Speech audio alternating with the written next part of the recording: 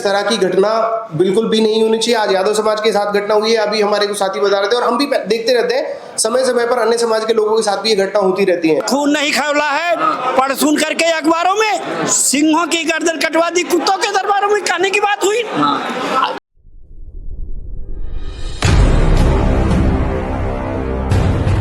का एक सुनहरा इतिहास है और भगवान कृष्ण से लेकर वीर अहिर कहा जाता है और रेजांगला तक हर जगह उन्होंने अपने झंडे गाड़े हैं और ब्राह्मणों ने सदैव यादवों के गुणगान किया है। उनके जो इष्ट देव है भगवान कृष्ण, उनकी पूजा की है। ये कौन से ब्राह्मण आ गए कलयुगी ब्राह्मण? क्या लगता है रावण इन्हीं को कहते हैं? देखिए, हर समाज में, हर जाति, हर धर्म में दो तरह के लोग होते हैं, एक मानव प्रवृत्ति के, एक दानव प्रवृत्ति के। तो मैं ये तो नहीं कहूंगा कि मानव प्रवृत्ति के लोग हैं, ये दानव प्रवृत्ति के लोग हैं जो कि मानवता के लिए कहीं ना कहीं बहुत बड़ी चुनौती के रूप में है, जो समाज को बांटने का काम कर रहे हैं। इस तरह की घटना होना, 21वीं सदी के भारत में इस तरह की घटना होना, आज हम किस तरफ जा रहे हैं? आज आप केवल इस बात के लिए कि वो एक मतलब वो यादव समाज से आते हैं, उनकी छुट्टियां काट रहे हैं, उनके पैरों में नाक रगड़वा रहे हैं, आप क्या संदेश देश को देना चाहते हैं? अगर यादव समाज भी इस तरह की घटना करने लगा तो शायद घटनाएं इतनी ज्यादा हो जाएंगी कि आप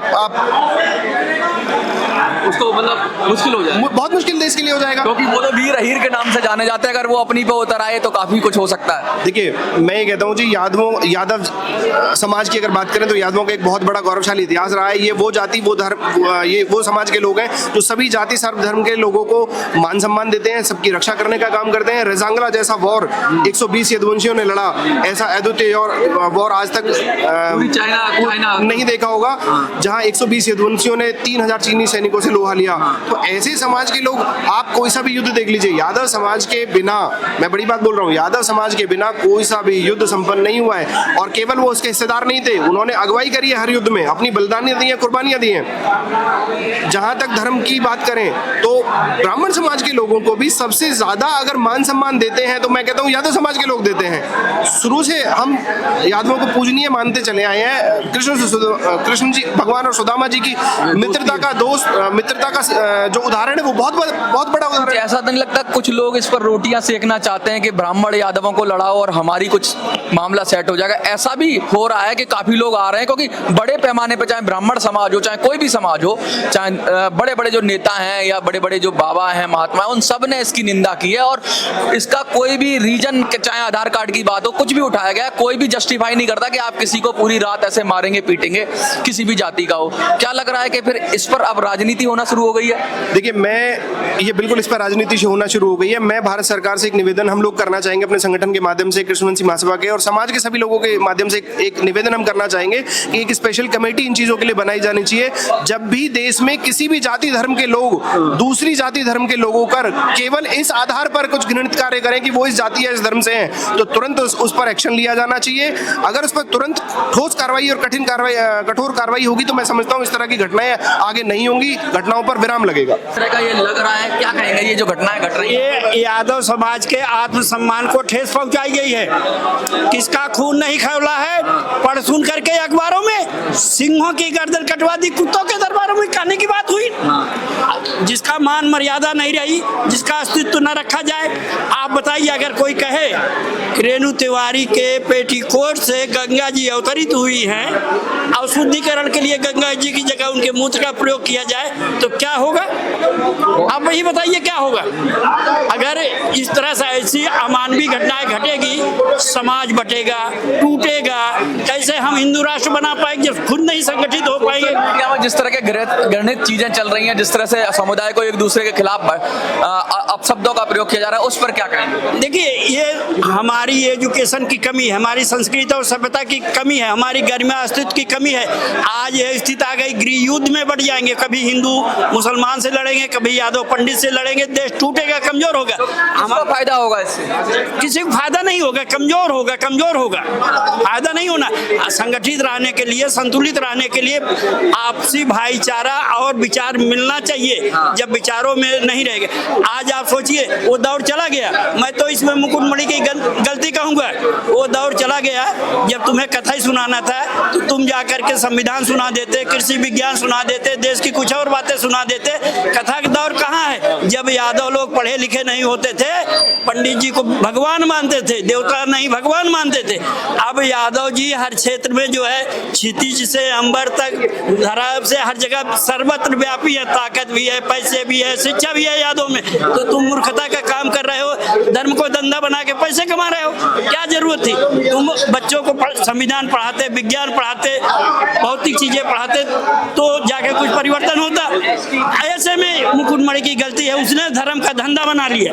अब लोग जाग चुके हैं, कथा फथा करने की कोई जरूरत नहीं है, सब सोशल मीडिया मोबाइल से जानकारी मिल जाती है कि आप किसी अनपढ़ पंडित को गुरु बना करके कुछ विकास थोड़ी करोगे। केवल जो है अज्ञानता में जो अंधविश्वास जन्म लेता है उसके आधार पर ही आप परेशान रहोगे। मुकुटमणि के बारे में आज पता चल रही है कि इनकी छानबीन और उनकी सुरक्षा के लिए दूसरे झांसी से पुलिस बुलवा के गई, लेकिन उनके घर पर ताला लगा हुआ है और ताला लगने के बाद वो मोबाइल उनका बंद है, कहाँ गए? ऐसे में आदमी के जब सम्मान घट जाता है तो मरने मिटने के लिए तुल जाता है, छिप छिप करके जीता है, आत्महत्या कर लेता है। अब बताइए, कभी मुकुटमणि यादव अपने रिश्तेदार के यहाँ जाएंगे, समाज में जाएंगे, बाजार में जाएंगे, मार्केट में जाएंगे, बच्चे परिवार से मिलेंगे तो घुट घुट को जीना होगा, घुट घुट कर करके जीना होगा कि यही आदमी है साले के ऊपर, उसके ऊपर पेशाब कर दी, पेशाब करके शुद्धिकरण कर दिया। शुद्धिकरण का हमारे विधान में यही विधि है, केवल गंगा जल की जगह अब रेणु तिवारी को सार्वजनिक और बड़े सोशल मीडिया के ऐपों पर जाना चाहिए कि हमारे मूत्र से लोग शुद्ध होते हैं, लोग गंगा जल न प्राप्त करके उनके मूत्र से पवित्रीकरण कराएं। इस तरह की घटना बिल्कुल भी नहीं होनी चाहिए। आज यादव समाज के साथ घटना हुई है, अभी हमारे कुछ साथी बता रहे थे और हम भी देखते रहते हैं, समय समय पर अन्य समाज के लोगों के साथ भी ये घटना होती रहती है। हम इटावा गए, हमने वहाँ जिलाधिकारी महोदय जी को भी ज्ञापन दिया इस संबंध में, और जो पीड़ित हैं उन पीड़ितों से भी मिले। आपको जानकर हैरानी होगी, उन्होंने इतनी बातें हमें बताई कि उनके साथ क्या क्या हुआ। शायद सोशल मीडिया पर इतना कुछ नहीं चला। उन्होंने यहाँ तक की बातें हमें बताई कि लोगों ने सिगरेट जला करके उन्हें सिगरेट से दागा तक, और खुद मुझे उन्होंने अपनी शर्ट निकाल करके दिखाई। सुबह का जब समय होने वाला था, लोग दातून करके आते जा रहे थे, जो भी उधर से आता जा रहा था वही चाटे मारता जा रहा था। तो पूरी रात उन लोगों के साथ में इस तरह का व्यवहार किया गया, जो कि बहुत अमानवीय व्यवहार। जी। तो वही व्यवहार उनके साथ पूरी रात होता रहा, केवल और केवल इसलिए कि वो यादव समाज से थे। और इस बात से कोई भी अगर ये कहे कि वो लोग अनभिज्ञ थे, अनजान थे, तो ये गलत है, क्योंकि वो लोग मात्र 3 से 4 किलोमीटर की दूरी पर उनका निवास था और 8-10 किलोमीटर की दूरी में उनकी सारी रिश्तेदारियां थी, उनके बेटे बेटी सब सारे शादी संबंध वहाँ हुए हैं। तो इस बात की सब लोगों को जानकारी थी कि ये लोग यादव समाज से हैं। वो कह रहे हैं कि नाम बदल रहे थे, 2 आधार कार्ड आरोप लगा रहे हैं। जहां तक हमने पता किया, उनका कोई 2 आधार कार्ड नहीं थे, उनका 1 आधार कार्ड था। जब इस तरह की घटना हो गई और वो वीडियोस बाहर आने लगी, तो उसको कवर अप करने के लिए आप क्या कहोगे कि किस लिए आपने मारा? तो कुछ तो आधार बनाना पड़ेगा, झूठ का कोई तो आपको माध्यम बनाना पड़ेगा। तो उनके आधार कार्ड को फोटो से, फोन से उनका आधार कार्ड मांगा गया, स्कैन करके उसमें नाम करेक्शन किया गया, जबकि उनके पास कोई 2 आधार कार्ड नहीं थे। तो ऐसा कुछ नहीं है कि जाति वहां पर छुपाई गई। और अगर जाति छुपाई भी गई, मैं कहता हूं जी उन्होंने जाति छुपाई, तो आप उसकी कानूनी कार्रवाई की जा सकती थी, आप कंप्लेंट कर सकते थे। कानून है देश में, कानून से देश चल रहा है। आप कानून जो उनके लिए सजा देता वो कानून अपना। आतंकवादी धर्म पूछकर मारते हैं, लेकिन यहाँ जाति पूछी गई उत्तर प्रदेश में, जी क्या कहना चाहोगे? ये सर हम इसका पूरी तरह से विरोध करते हैं, जाति पूछकर। तो ये केवल ये नहीं कि यादव समाज के लिए इस बात को बोल रहे हैं, किसी भी समाज के व्यक्ति के साथ इस तरह की कोई भी घटना नहीं होनी चाहिए। और अगर ब्राह्मण समाज की बात करें तो ब्राह्मण समाज भी पूज नहीं रहा है, हम भी आज मानते हैं, पूजते हैं, लेकिन हर जाति हर धर्म में कुछ अच्छे लोग होते हैं, कुछ बुरे लोग होते हैं, कुछ मानव प्रवृत्ति के होते हैं, कुछ दानव। जी, उनका कहना यही तो, पूजोगे तो हम ही ना, आप क्यों पूजोगे? इसी बात को तो लफड़ा ही है सर। तो फिर वो इतिहास को अच्छे से जाने। आप जिनको पूज रहे हैं वो कौन है? आप कृष्ण भगवान की बात कर रहे हैं, कृष्ण भगवान को जानिए कि वो कौन है। आप तिरुपति बालाजी मंदिर लोग जाते हैं, तिरुपति बालाजी मंदिर की स्थापना किन्होंने की थी? 9वीं सदी में एक यादव राजा ने कराई थी, और आज भी वहाँ प्रथम दर्शन का जो कपाट खोलने का जो अधिकार है वो यादवों का है। और केवल यादवों के नहीं, और ऐसे बहुत सारे, अब काशी विश्वनाथ में जलाभिषेक होने वाला है, वहाँ पर सावन के सोमवार का जो पहला अधिकार है वो यादव समाज का है। और केवल यादवों के नहीं, ऐसे भारतवर्ष में बहुत सारे मंदिर हैं जहाँ जाट समाज के लोग, गुर्जर समाज के लोग, यादव समाज के लोग और अन्य बिरादरियों के लोग भी पीढ़ी दर पीढ़ी वहाँ पर जो है मेहनत है, पूजा पाठ वहाँ करते चला रहे हैं। तो ऐसा बिल्कुल भी नहीं है कि ये कोई आरक्षित चीज़ है कि एक ही समाज इस बात को करेगा। और जहाँ इस बात को बोला जा रहा है अलग अलग बड़े बड़े मंचों से कि जी ये हमारा अधिकार है और मनुस्मृति में ऐसा लिखा है, तो शास्त्रों में ऐसा लिखा है, तो मैं कहता हूँ जी वो खुद ही इसको नहीं मानते। अगर वो ये कहते हैं कि शास्त्रों में ऐसा लिखा है, तो वो शास्त्रों को भी खुद मानने वाले लोग नहीं है। अगर वो शास्त्रों को मानने वाले लोग हैं तो फिर वो सारी व्यवस्थाओं से अपने आप को दूर करें। जितने भी आईएएस ऑफिसर्स हैं, पीसीएस हैं, आईएफएस है, आईआरएस है, शास्त्रों में कहीं नहीं लिखा कि ये लोग वहां पर जाकर के बैठेंगे। जितने भी राजनीतिक लोग हैं वो ग्राम प्रधानी के चुनाव से लेकर के ब्लॉक प्रमुखों, जिला पंचायतों, विधायकों, सांसदों या मुख्यमंत्री लेवल का कोई व्यक्ति हो ब्राह्मण समाज से, अगर आप ये कहते हो कि वो शास्त्र सम्मत बात है कि हमारा अधिकार है, तो फिर आप उसी को लागू करिए, बाकी सारी व्यवस्थाएं छोड़िए। पूजा पाठ वर्चस्व की लड़ाई है। देखिए, इसको मैं वर्चस्व की लड़ाई आप लोग कह सकते हैं, मान सकते हैं, क्योंकि अब एक पीस मैं देखता हूं सब जगह कि ये समाज जागृत क्यों हो रहे हैं। अब तक लोगों को जैसे चलाया जा रहा था, ज्यादातर चीजों के विरोध नहीं होते थे, लेकिन अब जो नई जनरेशन है, हर समाज के बच्चे पढ़ रहे हैं, युवा टेक्नोलॉजी से जुड़े हैं, ये एआई का जमाना है, टेक्नोलॉजी का जमाना है। तो आज किसी भी चीज को की सच्चाई की सत्यता की जांच करना बहुत ज्यादा वैसा नहीं है, तो आज ज्यादा भ्रमित नहीं किया जा सकता इसी चीज के लिए। एक बड़ा फेमस स्लोगन है कि राजा का बेटा राजा बनेगा। आप क्या ब्राह्मण का बेटा ब्राह्मण का काम करेगा, ये बात हो गई है? या यादव का बेटा है तो वही काम करेगा जो करते आए? देखिए, जो ज्ञानी है, जिसको ज्ञान है, वो ज्ञान का प्रचार प्रसार करेगा, इसमें कोई आरक्षण बिल्कुल से नहीं। सवाल ये है कि ब्राह्मणों ने बड़ा आरोप लगाया है कि कथावाद सुन की पत्नी के साथ छेड़छाड़।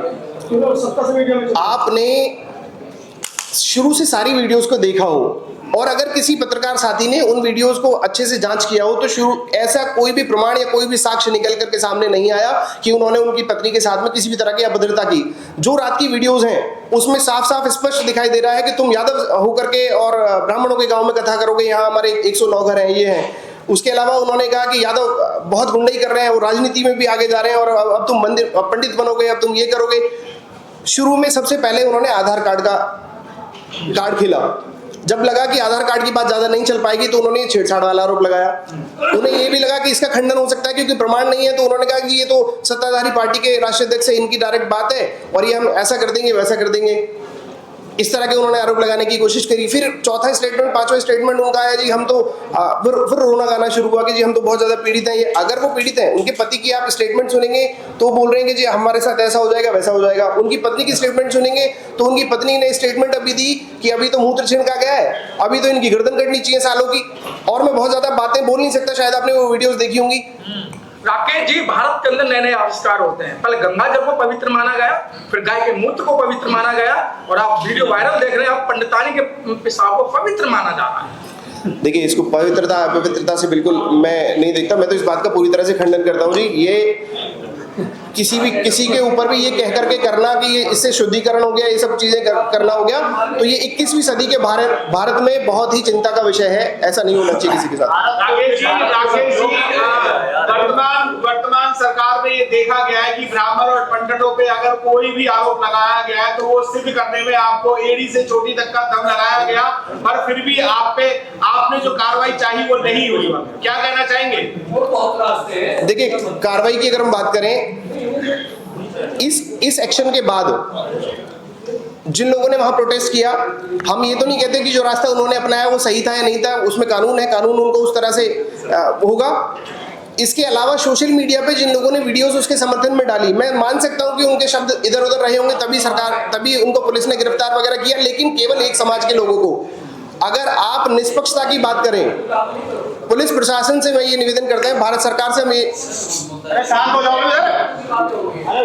भारत सरकार से हम ये निवेदन करते हैं, उत्तर प्रदेश सरकार से हम ये निवेदन करते हैं, अगर आप सोशल मीडिया पे गलत कमेंट करने के एवज में आप यादव समाज के लोगों को अलग अलग जगह से उठा सकते हैं, गिरफ्तार कर सकते हैं, तो आप हमें बताइए, हम 2 दिन के अंदर हजारों नहीं 50,000 आईडी से सोशल मीडिया पर गंदे और अभद्र कमेंट की रिपोर्ट हम आपको देंगे। क्या सभी लोगों के नाम एफआईआर होगी? और केवल यादव समाज के लिए नहीं, हर वर्ग हर जाति के लोगों के लिए एक पूरा नेक्सस है। आप समझिए, हम लोग काफी टाइम से मॉनिटर कर रहे हैं।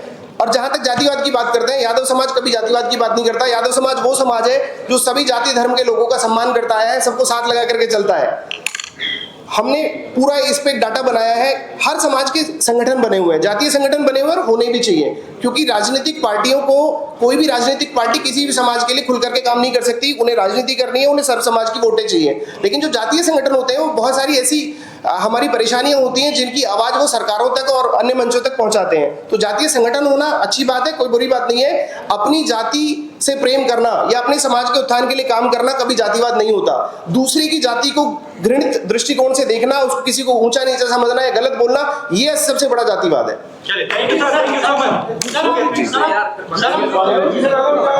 राजनीतिक तौर पर आप मजबूत हैं, सरकार रही है अखिलेश यादव जी की, मुलायम सिंह यादव जी की, रक्षा मंत्री भी रहे थे मुलायम सिंह यादव जी। आप पॉलिटिकली इतने मजबूत है, लेकिन सामाजिक स्तर पर आप इतने शोषण किया गया है, क्या बदलाव नहीं आ रहा है पॉलिटिकल के बाद में सोशलिस्ट? नहीं, ऐसा नहीं कि बदलाव नहीं आ रहा है। अगर परिवर्तन ना होता तो आज का युवा देखिए बहुत जागरूक है, टेक्नोलॉजी से सब लोग जुड़े हुए हैं, और कहीं ना कहीं अलग अलग तरीके से हम इसका विरोध करते हैं, प्रदर्शन करते हैं, बाकी सब चीजों को सामने लाने की कोशिश करते हैं। तभी आज हमने इस मंच को चुना। यादों में क्या अंतर देखते हैं आप?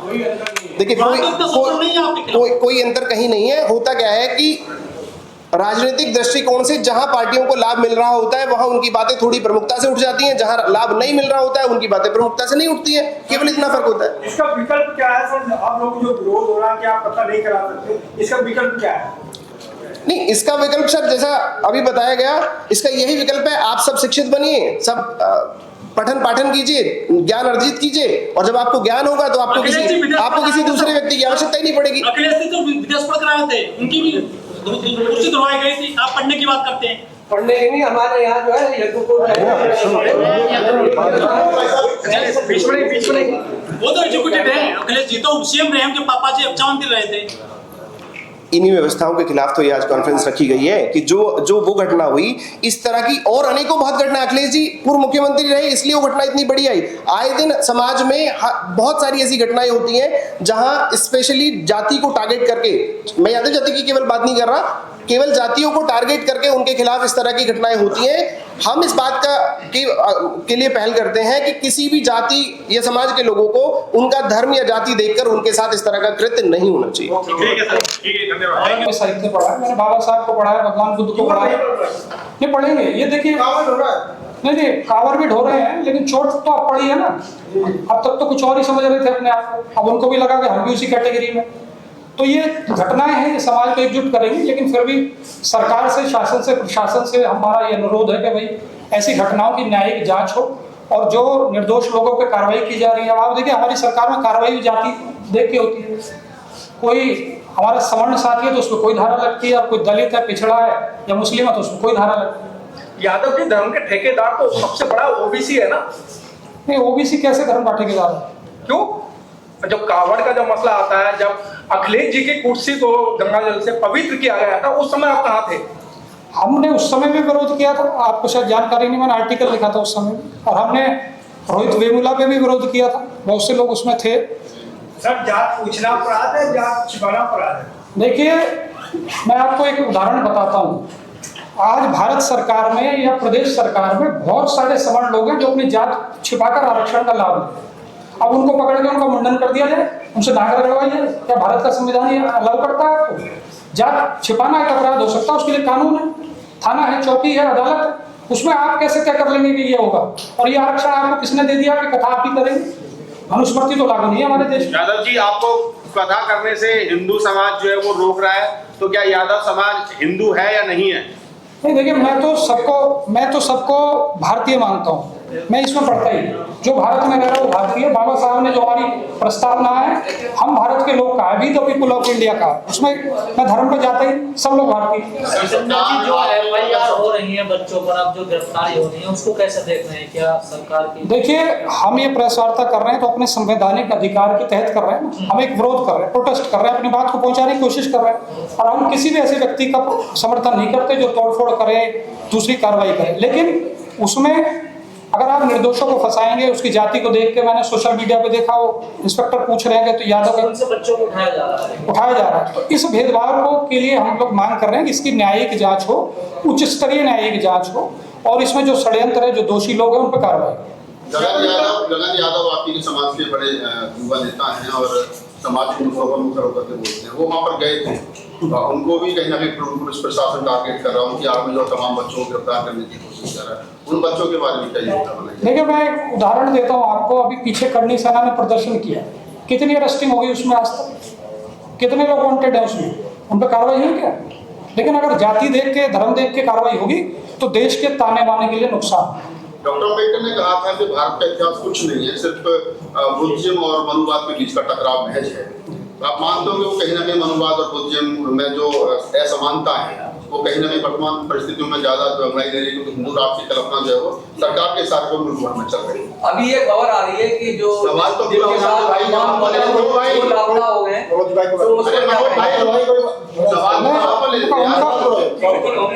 उनका उत्तर दे दूं पहले। देखिए, ये आपकी बात राहुल जी सही है कि जब सत्ता का आश्रय प्रश्रय किसी को भी मिलेगा तो वो आदमी की हिम्मत दुस्साहस की बढ़ जाती है। आज आप ये प्रकरण इसलिए देख पा रहे हैं कि मैं किसी वर्ग को, किसी वर्ण को, किसी जाति को टारगेट नहीं कर रहा। हर जाति में अच्छे बुरे लोग होते हैं, बहुत सारे सवर्णों में लोग हैं, मैं पोस्ट देख रहा हूँ हमारे पक्ष में डालते हैं, अच्छी बातें कह रहे हैं। मैं सिर्फ उन लोगों को कह रहा हूँ जिनकी मानसिकता मनुस्मृति को मानने की है, भेदभाव की है, और उनको ऐसा लग रहा है कि सत्ता में उनके लोग बैठे हैं, केंद्र में उनके लोग बैठे हैं, तो उनकी गलत फहमी है। सरकार किसी एक समाज से, एक जाति से, एक धर्म से नहीं बनती, सबका वोट उसमें लिया जाता। तो जब दूसरे समाजों के साथ अन्याय होगा, अत्याचार होगा, तो वो अब नहीं देंगे, 27 में 29 में जवाब देंगे। तो मुझे नहीं लगता कि कोई भी टॉप लीडरशिप ये चाहेगी कि किसी एक वर्ग को ज्यादा प्रेशर दिया जाए, दूसरे को कम दिया जाए। ये तो हर एक शासक के लिए भी मुश्किल है ना। लॉ एंड ऑर्डर की दिक्कत आप देख रहे हो, प्रदेश में रोज घटनाएं होगी, तो मुझे नहीं लगता कोई मुख्यमंत्री, प्रधानमंत्री ये चाहे। सरकार इस तरफ वार्ता की बात भी सजग नहीं होती है और कोई कड़े डिसीजन नहीं लेती, तो क्या करेंगे आप? देखिए, आगे हम लोग एक प्रतिनिधि मंडल बना के पीड़ित से भी मिलेंगे और अपने समाज को, पिछड़े समाज को जगाएंगे कि भाई आप जो शास्त्र, जो धर्म, जो आपको कथा करानी है, आप अपने आप करिए। केरल में, तमिलनाडु में एक कानून बन गया, आप वकील बनते हैं तो बैरिस्टर की डिग्री लेते हैं, डॉक्टर बनते हैं MBBS की डिग्री लेते हैं, हर एक पेशे की एक डिग्री है। तो पुरोहिताई की डिग्री तमिलनाडु, केरल में संविधान के तहत लागू है। कोई व्यक्ति योग्य है, उसको ज्ञान है, शास्त्रों का ज्ञान है, या पढ़ा लिखा है, वो एक परीक्षा दे और पुरोहित बन जाए। तो इसमें आरक्षण क्यों रहे? यादव जी, ऐसी खबरें आ रही कि जो पीड़ित है उनसे संपर्क नहीं हो पा रहा है, उनकी सुरक्षा के लिए कुछ उपाय करेंगे, क्या करेंगे, क्योंकि मामला बड़ा संगीन है। देखिए, अभी तो मेरे संज्ञान में नहीं है, लेकिन जैसे आपने बताया, हम इसका ज्ञापन देंगे, उनको भी जाएंगे भी, मिलेंगे भी लोगों से। लोकतंत्र में तो यही अधिकार है ना आपको कि भाई आप अपनी बात को कह सकते हैं, मंच पे जाके समझा सकते हैं। यादव जैसे एक चीज और है, उत्तर प्रदेश में जो पिछड़ी जाति के कुछ लोग हैं उनको एससी में जोड़ा जा रहा है, उस पर क्या कहना चाहेंगे? जो मंत्री भी बने बैठे हुए हैं, ये दूसरा विषय, आज का विषय नहीं। यादव के साथ हुआ है सर, आज यादव के साथ हुआ था, आप प्रेस कॉन्फ्रेंस कर रहे हैं, और बाकी उन जातियों के साथ हुआ, उनके साथ आप नहीं, आपको शायद जानकारी नहीं है, मेरे कुछ साथी यहाँ थे, मैंने रोहित वेमुला भी ले किया था, कार्यवाही प्रदर्शन किया। मैं इसको यादव खाली उस पर नहीं देखा, ये मेरे समाज में हुआ है, मैं जरूर अपने समाज के लोगों को लेकर बैठा हुआ हूँ, क्योंकि यादव जो है उत्तर प्रदेश में पिछड़ों में सबसे बड़ी जाति है, और जो सबसे बड़ी जाति है उसका कर्तव्य भी सबसे बड़ा। अगर हम नहीं करेंगे, विरोध नहीं करेंगे, तो जो और शोषित पीड़ित लोग हैं वो हमारे साथ जुड़ेंगे नहीं। वो सोचेंगे भाई यादव भी दब गए तो वो भी वैसे ही बढ़ जाएंगे। और दबना, लोकतंत्र में आपको अधिकार है, आप अपनी बात दमखम से कहिए, और सरकारें इसको मानेंगी, झुकेंगी, क्योंकि संख्या बल से, आपके वोट से सरकार बनती है ना। सिकंदर जी, शोषण भी आप लोगों का हुआ, अपमान भी आप लोगों का हुआ, घेरा भी आप ही लोगों को जा रहा है देश भर की तरफ से, और सरकार और मीडिया की तरफ से भी। तो ये ऐसा क्यों हो रहा है? आप ही को ही आरोपी बनाया गया है। देखिए, मैं ये ऐसा होता है, जैसे सामंतवाद में, मनुवाद में यही होता है कि जो पीड़ित है उसी के ऊपर मुकदमे लगा दिए जाते हैं। लेकिन जब जनबल जागेगा, लोग जागरूक होंगे, तो सब चीजें वापस होंगी, चेंज होंगी, क्यों नहीं होंगी? भाई जो लोकतंत्र है वो तो जनबल से है ना, जनता की ताकत से खड़ा है। अखिलेश यादव जी को विलन बना दिया इसमें पूरा की राजनीति कर रहे हैं, इस पे देखिए। नहीं, किसी को घटना को, किसी को अपमानित करना और किसी को सम्मानित करना राजनीति कैसे हो जाएगी? अगर आप किसी को अपमानित कर रहे हैं और मैं आज उसके पक्ष में यहाँ कह रहा हूँ तो ये राजनीति नहीं होगी ना। राजनीति तो हर व्यक्ति किसी न किसी विचारधारा से जुड़ा हुआ। सर पहले दलितों पे शोषण हुआ, फिर मुस्लिमों पे हुआ और अब आप पे यानी यादवों पे हो रहा है, अगला नंबर किसका है सर?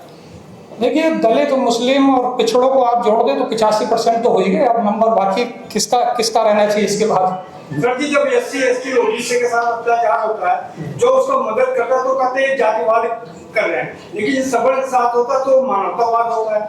देखिए, मैं थोड़ा सा एक चीज बताऊं, आप लोगों को पता भी होगी, क्योंकि हम जब संविधान लागू हुआ और हमारी आज़ादी को ज़्यादा समय नहीं हुआ। आज जैसे राहुल गांधी जी की बात कोट कर देता हूँ, मेरी अपनी बात नहीं है, उन्होंने ऐसी एक प्रेस कॉन्फ्रेंस चल रही कि उसको पूछ लिया था कितने पिछड़े हैं, कितने दलित हैं, तो मिले नहीं उनको। तो जहाँ जिन लोगों का वर्चस्व होता है वो थोड़ा सा अपने उसको आगे रखते हैं। मेरा ये ऐसा कहना है कि समानता, मेरिट को अवसर मिलना चाहिए, जिसमें मेरिट है किसी भी जाति वर्ग धर्म का, उसको मौका मिलना चाहिए। आपको लगता है सिकंदर भाई कि ये धंधे पर चोट हुई है? ब्राह्मणों को लग रहा है कि उनके धंधे पर चोट हुई है और यादव उनके धंधे में शहद मार रहे हैं, तो शायद ये भी गुस्सा कहीं ना कहीं 50 लाख तक की बात आ रही है। ये हो सकता है, ये एंगल भी हो सकता है, मैं इसको मना नहीं कर रहा, लेकिन मैं नहीं कर रहा ये बात कि आपकी बात, ये एंगल हो सकता है, क्योंकि कोई व्यक्ति हजारों साल से मानता आ रहा हो तो उसका एक अधिकार है और वो एक अधिकार अब चैलेंज हो रहा है। जैसे मैंने पता किया, इटावा में बहुत सारे यादव कथावाचक हैं, ये अकेले नहीं थे और इनके बारे में लोगों को जानकारी थी, इससे पहले भी गाँव में कथा कर चुके थे। तो इसीलिए मैं ये मांग कर रहा हूँ कि इसका साजिश का पर्दाफाश होना चाहिए।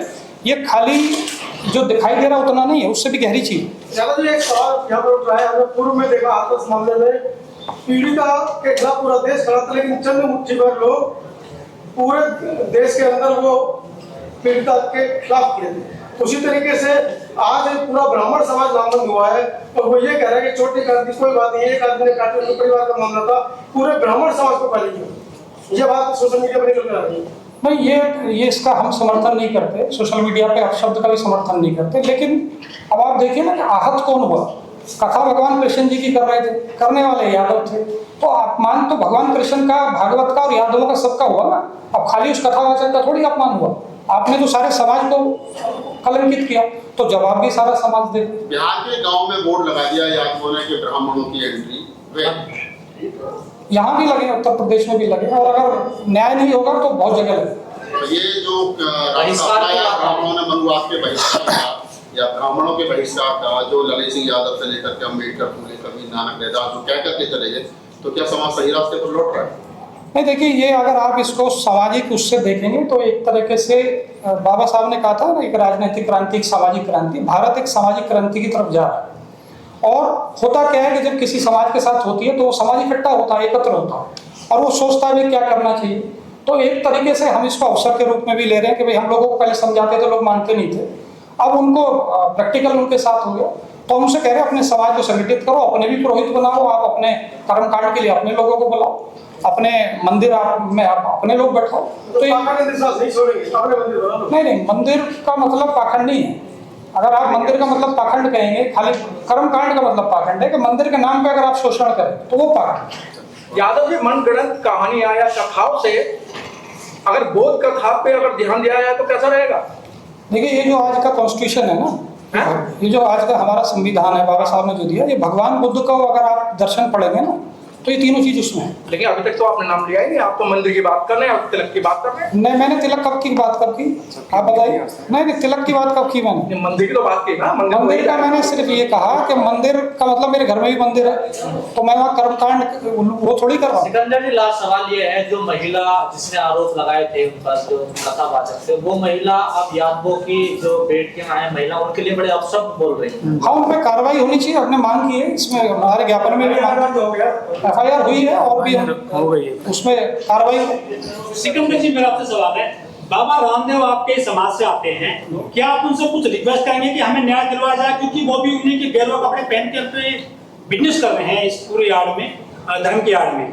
देखिए, सिर्फ बाबा रामदेव से नहीं, मैं तो अपने समाज के जितने MP MLA जनप्रतिनिधि किसी भी पार्टी में, किसी भी उसमें, सबसे हम लेकिन उनको तो सम्मान मिल रहा बाकायदा रामदेव यादव साहब। इस सम्मान तो बहुत लोगों को मिल रहा है। ऐसे आप देखेंगे अलग अलग, जैसे बाबा रामदेव है या दूसरे लोग हैं, बहुत सारे संत हैं जो अपना पूरा नाम नहीं लिखते, जैसे ये आधार बना रहे थे ना, वे नाम नहीं लिखा, तो आप देख लीजिए लिस्ट निकाल के भी गूगल से।